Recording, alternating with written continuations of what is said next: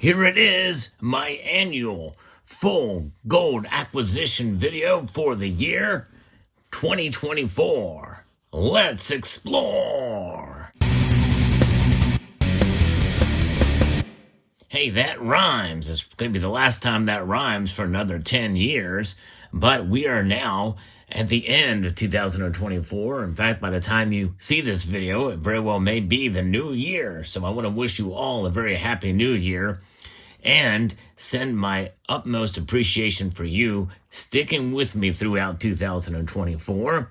So, as a stacker and a collector, this is what you see represented here, but not nearly as much as I accumulated last year, or probably even the year before that, but nonetheless, continuing to press on, and my goal for 2025 is just to continue to do the same, and I hope to maybe able to accumulate a little bit more, but you never know what may come our way. This is one of the reasons why we hold gold, is to protect ourselves from the insanity that could make a way through our lives, as well as what could happen on a national stage and as well as on a global stage. It protects us from all of it. It is wealth preservation. That's really what it's about with gold. But it's fun because just like silver, you can accumulate gold for the beauty and also to keep up with your collections. And so there's a bit of a mix of that here in this display before you here. Now, I will admit that one of the motivating factors for accumulating the different varieties is to showcase in videos, so you're not looking at the same thing in every single video, just maples or eagles. And, it's about kind of broadening the horizons and seeing different things. But the primary motivator is because I do enjoy variety and I do like to collect as well. So with that, I'm going to give you and show you and just briefly overview each piece that I got here, and then explain some of the motivations for accumulating them, as well as give you a grand total at the end, which is not going to be very impressive, but really it's not about the sheer numbers, because I think anybody can accumulate gold at any size, and you can see a variety of sizes here, from one of the smallest to some a little bit larger pieces here. Actually, I don't think there's any piece here that's over an ounce this year. So it's just about the variety and the fact that you aren't protected by the bullion price, that spot price, at the very least. You have on your side whenever you go to sell your gold. So with that being said, let's start with a new way that I'm stacking here with Summit Metals. I have these cool little wallets, and yes, they are the sponsor of the channel, but I really like this kind of thing, and likely I probably would have gotten one of these things anyway, because it's a way to be able to stack a variety of smaller fractional gold, which in a sense they specialize in, with considering the prices they have. Really good deals for fractional gold, and I bought my first Scottsdale gram stacker, and I hope they continue to carry these things, because I want to try to fill this thing up. And I've only got one so far, but that's where it starts. It starts with one, and it's a great way to be able to measure your success and elevate your wealth, in a sense, with these unique Summit metal wallets here, made of metal. Very nicely done, and I've got 1 gram in there to start. So that starts off the stack here. And then we move on to this. This is a collector piece I've been wanting for a while. Was trying to find it in raw form with all the original government packaging. Was not able to find it. And so I bought this in an MSPF 70 rather. And for a really good price, actually. I mean, it was a bit higher premium, obviously, but in graded form, this thing I paid a collector price for, but not as high as I was thinking it would be. But ultra high relief, and one of my favorite designs in the wedge-tailed eagle. Not my favorite, but one of them. Wanted to get this in high relief gold version, so I picked that up. And next we'll move to this thing here. I got it when it first came out. This is the 5/9 fine gold maple leaf. A beautifully done piece here with a limited mintage of 800. And I paid a bit of a hefty premium for it, but at the time of release, I got it from at the lowest price that it was being offered from. But I have another one in order that I bought for regular bullion price, believe it or not. I'll talk about that when it gets here. But nonetheless, this is 1 ounce of gold, 5/9 fine, beautiful design, a unique coin, one that, obviously they have a lot of different types of maple leafs out there, but with a limited mintage of 800, just kind of wanted to have it for the collection. And by the way, rarity does not necessarily equate with value either, by the way. But nonetheless, just wanted to have it for the collection of a variety piece there too. And one I have not shown, talked about this in a video, this is your first time seeing it, is this very rare maple leaf. This is their version of the burnished maple leaf, or the uncirculated version with the W Mint mark, and that does not stand for West Point. No, it's Winnipeg.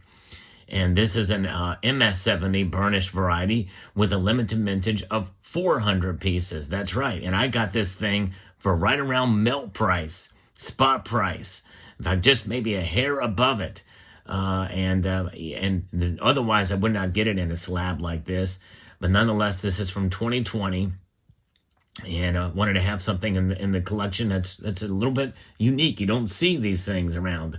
And again, I'm not a big fan of slabbed coins, but I do find myself getting them only when the price is right. And of course, you can see with both this and that, these are my 2 slab gold pieces for the year. Well, there it is. This is the addition to the collection here. 2 relatively rare pieces here in gold. But the thing is rarity for gold is much lower numbers, and it really does not, especially considering what gold's price has done this year, even for rare pieces like this, to be able to find them at spot prices is going to be more common than not. Another piece that I got for close to spot price was this. In my travels, I bought this at a local coin shop, and very nice. Be able to get another $10 eagle at they say MS, but it looks like it does have a little bit of wear to it. Very, very slight, but it might be mint state, but probably AU to mint state. A little bit of a blemish there. I'm not trying to pull that out, but nonetheless, it had a little bit of weight. I think this is 0.4838 ounces, if my math is correct on that. I did do the math specifically on all of these pieces, and I'm going to add them up for you at the end of the video, and you tell me if I'm right or wrong. Another piece to add to the collection is the 1 ounce from the animal series from the Royal Spanish Mint. This is beautiful, the Imperial Eagle from 2024, and this is part of an ongoing collection of animals, the 4th in a series. There is some rumor that they may not come out with the bear next year in 2025, and that is as a wait and see pattern. But if so, then I will get that and complete the series. And it has the 4-way. This is unique to the Royal Spanish Mint to have all these multiple the lenticular devices here that show you the euro symbol, the mint symbol from the mint in Madrid, and there you have the Pillars of Hercules. There's the mint symbol. Pillars of Hercules shows up there, as well as the euro symbol and other things. So there you have it. Very cool. And moving along here, we have the flowing hair gold. This was a highly anticipated coin from the United States Mint. These things, they changed it on us. 17,500, I think, was the mintage, and they lowered it to, I think, 10,000 or something, somewhere thereabouts in this form. I don't know what they're going to end up doing with these, but I ended up getting one of these. They sold out within a couple of minutes on the Mint website. You had to be there to get it early, and they were selling for quite a premium in the secondary market, and they auctioned off a bunch of these with the 230 privy mark as well, and Stacks and Bowers. That did very, very well, a couple $1 million for all the 230 varieties of those, but wanted to add one to the collection. This was originally, there's the edge lettering on it, this was originally going to be the next in the American Liberty series, but they decided to do a special version of this, and first one of several they're going to be doing in 2026 of the copies of the famous gold coins and silver coins in gold as well. And this is a originally a silver coin done in gold. There's a copy there, so very interesting indeed.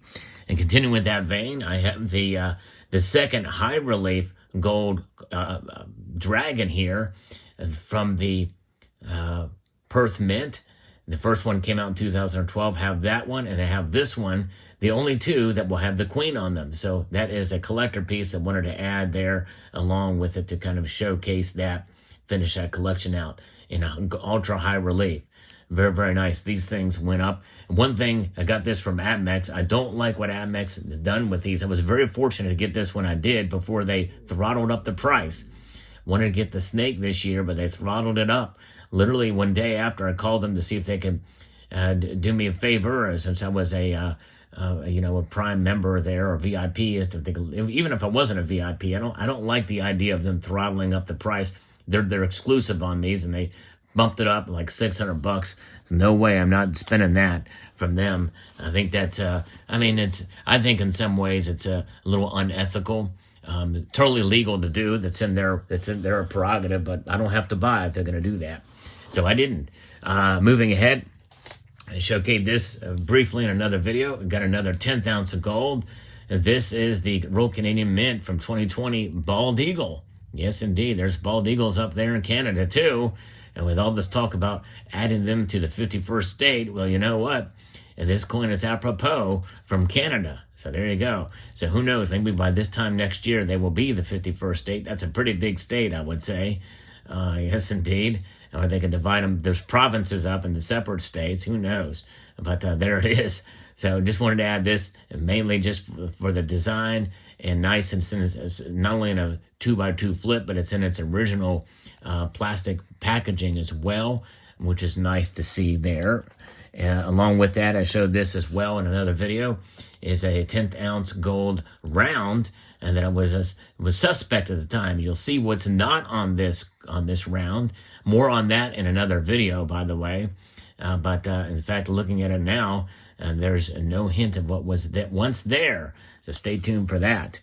All right, and then I got a dollar coin. This is my first dollar coin from the United States Mint that I have from a pre-33.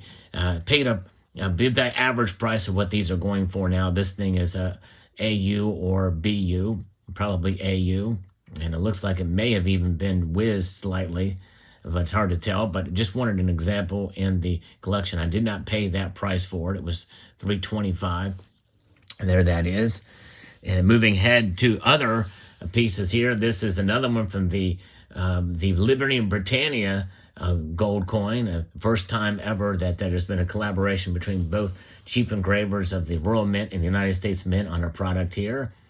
And so that's what this is. This is the right side up obverse of the piece. And this is the reverse. Very nicely done from the United States Mint. Very nice piece there indeed. Added that to the collection.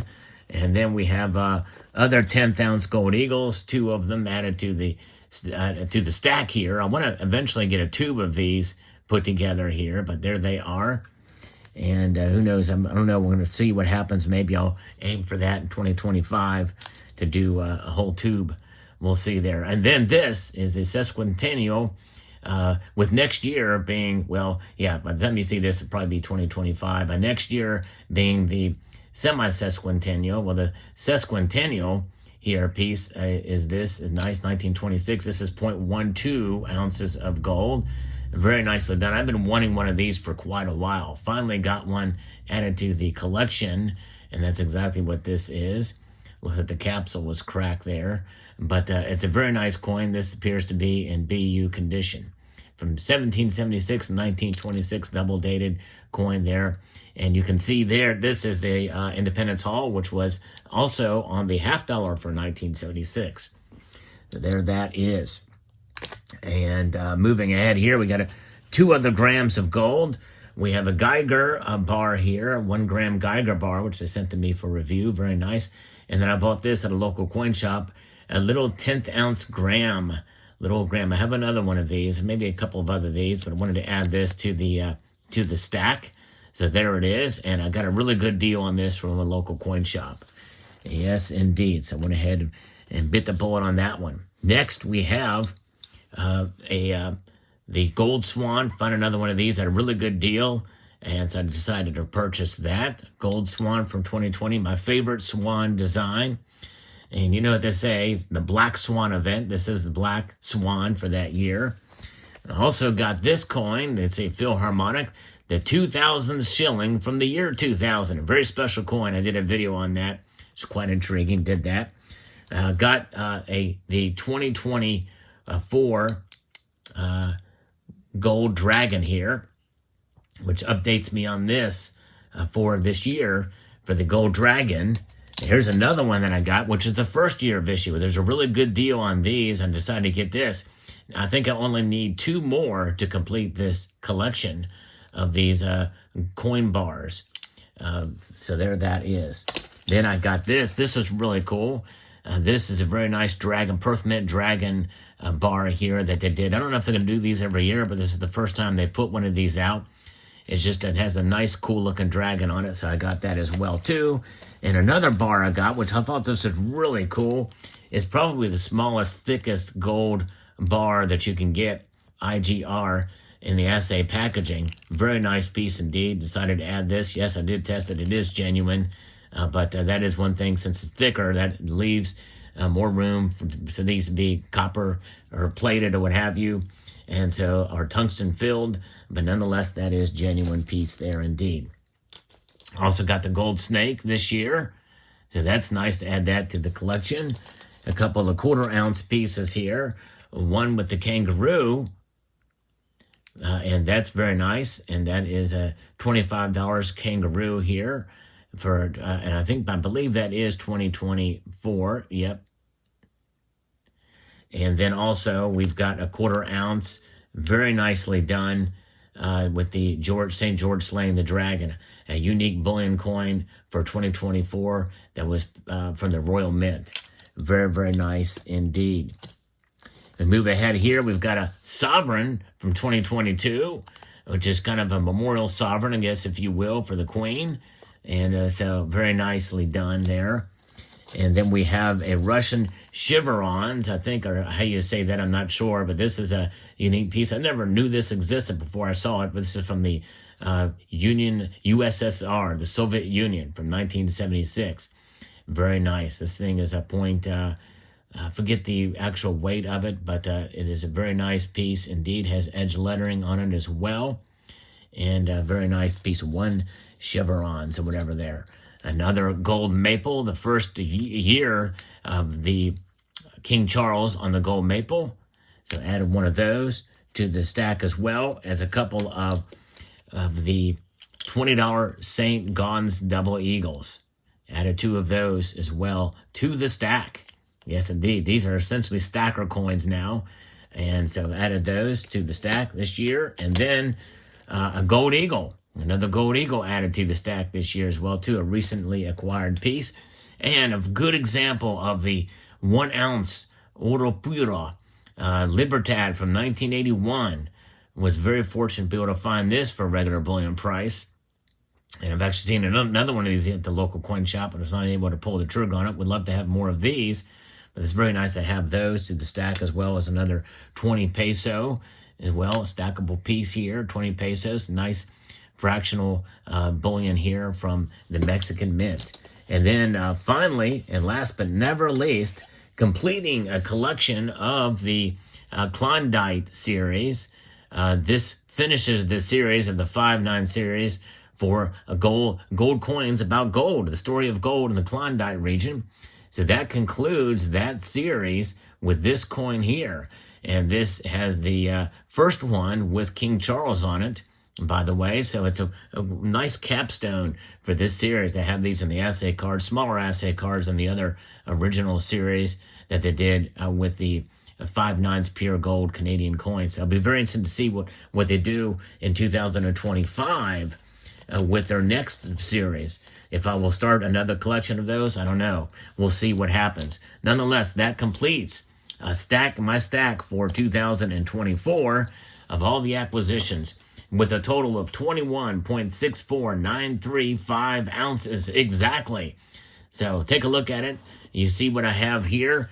Check my math on it, if you will. Let me know if I'm right, but I think I am. Much less than years prior because of other things, other priorities. Sometimes you got to do that, but hopefully in 2025, I can stack more. Let me know what your thoughts are in the comment section below.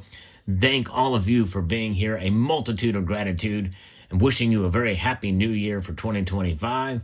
And I want to encourage you to please rate, share, and help me get to 100,000 subscribers by subscribing.